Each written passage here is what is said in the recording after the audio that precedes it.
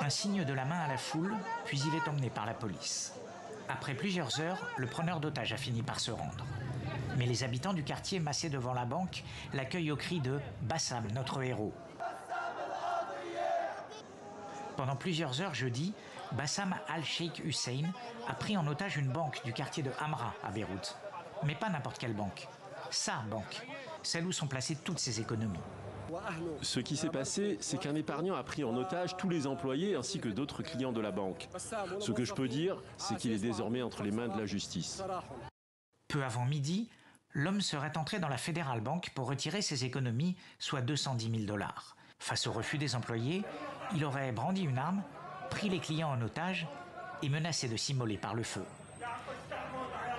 Il aura fallu 6 heures d'intenses négociations, comme le montre cette vidéo postée sur les réseaux sociaux, pour que l'homme accepte finalement de se rendre en échange d'une petite partie de son épargne, 30 000 $.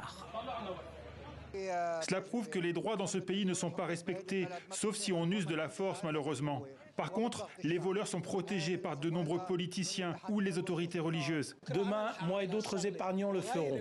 Et tout le monde le fera. Et tous les épargnants le feront parce que les banques n'ont pas fait faillite. Elles ont volé notre argent et elles en profitent à l'étranger et elles vivent dans leurs palaces. Nous mendions aux portes des hôpitaux et des pharmacies. Nous n'avons pas droit aux médicaments.